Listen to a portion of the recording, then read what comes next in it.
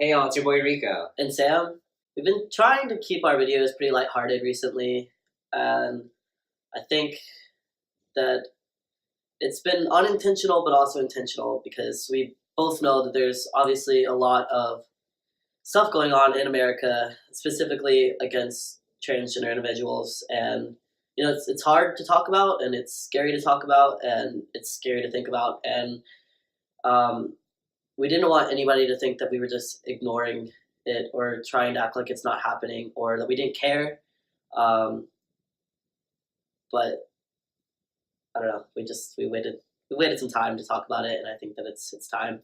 Yeah, because a lot of people, I am not political at all, but definitely this time it's hard not to be, like, if you're not, you're kind of, like, on the other side, you know what I mean? Like, I strongly believe in silence is violence, and if you're still silent through everything going on, I wouldn't consider yourself an ally. I don't like talking about it, but it just has to be talked about, you know what I mean? No, absolutely. No, especially after this past attack on trans rights, when they decided they wanted to try to redefine the word sex and redefine gender as solely being literally what's in your pants. Mm-hmm. It's scary. It's like scary to think about like what that means for my future and what that means for Rico's future. Like my best friend, like someone I care a lot about, and it also like it makes me scared to think about all like the trans youth who are gonna grow up in a world that might never let them be viewed or recognized as their genuine selves. Like where they might have not have the opportunities that we've been given. Where we could like change our gender markers and name change, and we could live safely as ourselves. And it terrifies me to think that we're just taking 10 steps backwards, and they might not have the same opportunities that we were given. So yeah, it has been really hard for me to think about or talk about for sure. So last week I was hanging out with a friend of mine, and he asked me why I hadn't talked about Trump yet, and he made me realize that it is my responsibility to talk about things like this. As a trans man, as an out and proud and visible trans person, it is my responsibility. It is Rico's responsibility to fucking bite the bullet and talk about things that make us uncomfortable, because who else is going to talk about it if we don't? And so in this episode, we're not just going to talk about this past attack, but we're going to talk about everything that Trump has been doing against the trans community. Because this all started from the very beginning. From the very beginning when he got elected, like the first day he got elected, Trump made it so that you couldn't search LGBT topics on the government website. The first day, that is what you do. You make it inaccessible to search LGBT topics on a government website. Why start there? Why is that the most important thing on your agenda? And since then, there have been 5 other specific trans-related attacks, and the first 2 were the same thing.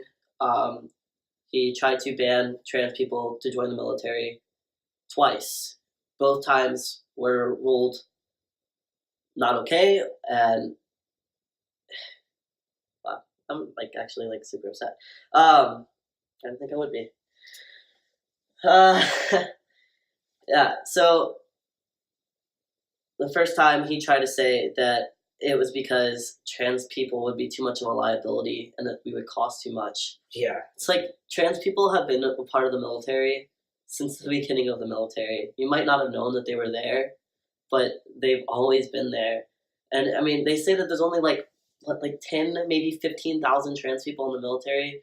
Out of the thousands and thousands of people in the military, only 10 to 15,000. Why is that the main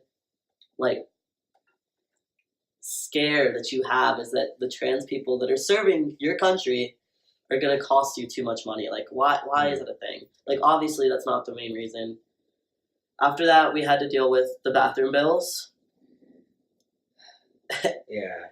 And that one really got to me because of course it had to target universities and public buildings, government buildings, schools, and that's where it really pissed me off because you're targeting trans youth and don't fuck with the trans kids. You know what I mean? That like No. I couldn't fathom. I wasn't out as trans in school because I didn't know I was trans, and I could not fathom. Even in 2018, I could not fathom being trans and a child in school at all. No. Like imagine trying to like use the men's restroom, but you know what I mean, and just like the fact that there were 45 was going after that and targeting the kids really fucking pissed me off. No, I mean, absolutely. Like, I have always specifically had a passion for trans youth. They've always been, you know, the people I've had in mind and most when I started wanting to do Tea Time with Rico. Like, Rico wanted to focus on education for cis people, and I always really wanted to focus on, you know, the kids, because, you know, like, especially after us going to Out Youth, like, just realizing, like, how fucking strong those kids are, like, how woke they are at such young ages, and, like, how they're so, like, they're light years ahead of where I was at my age. Seriously. It's fucking insane, and it's amazing, it's beautiful, like, to just see kids so comfortable, and to have a fucking, like, old-ass white man coming after these beautiful fucking strong kids, it's like, it disgusts me, honestly. It's like, why? Why is that your main concern? Obviously, the bathroom bill got turned down too. And so, of course, his logical next step was to go after trans people in the workplace. And he decided that he was going to try and overturn the rule that you couldn't discriminate people based on their gender, and said that, yeah, you can't discriminate against men and women in the workplace, but trans people are a third gender, apparently, and you can discriminate against people based on their gender identity. If they don't identify with the sex that they were born as, apparently it's okay to discriminate against us. So now you're just going against everybody's livelihood. It's like, y'all, all we want to do is fucking work, make money, support ourselves, pay our taxes. We are tax-paying citizens, and now you're trying to take away our livelihood and take away our means of paying for our houses and our food and our medical bills and our taxes. Like, you're literally trying to take that away from us. And I just don't understand, like, why, what is your motive? Why? And thankfully, again, that was overturned.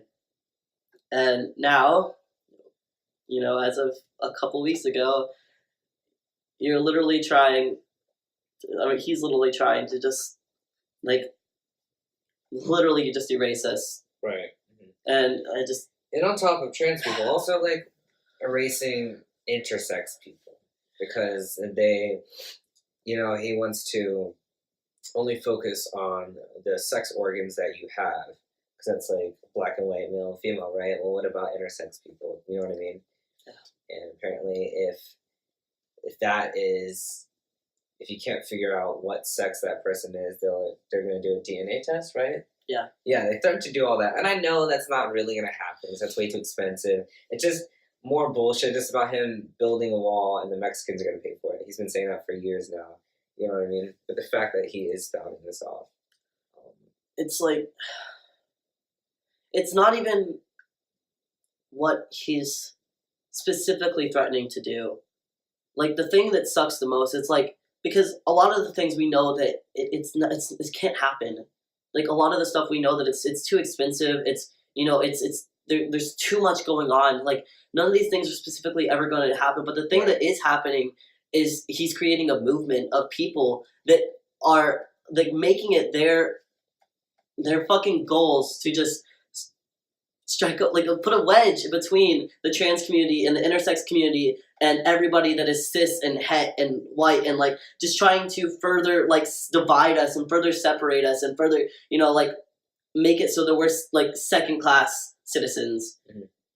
You know, and it's not even, like, the things he's specifically saying. It's just the fact that he's literally just trying to drive us so far apart, and he's making people follow him and making people believe him and making people think that, you know, like, more and more people are starting to believe that trans people aren't as good as everybody else, or aren't enough, or aren't okay. You know, it's just like, it's frustrating that we made such we had such leaps and bounds of growth in the Obama era. Like with gay marriage being legalized and trans people getting more rights, and just like so many things happened, and now I feel like we're just getting further and further back. Right. But the thing is, I mean, Obama's gone, Biden's gone, but we're still here, and there are things we can do as trans people, and what you can do as trans people or allies to not make sure we're not erased. You know what I mean? One thing you can do is be out and proud if you safely can be.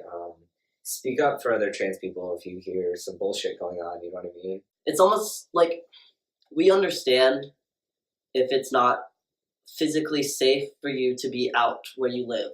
However, if you are choosing to be stealth just to be stealth, at this point, like, why? I mean, as Rico said before, like, silence, at this point, silence is violence. And if you are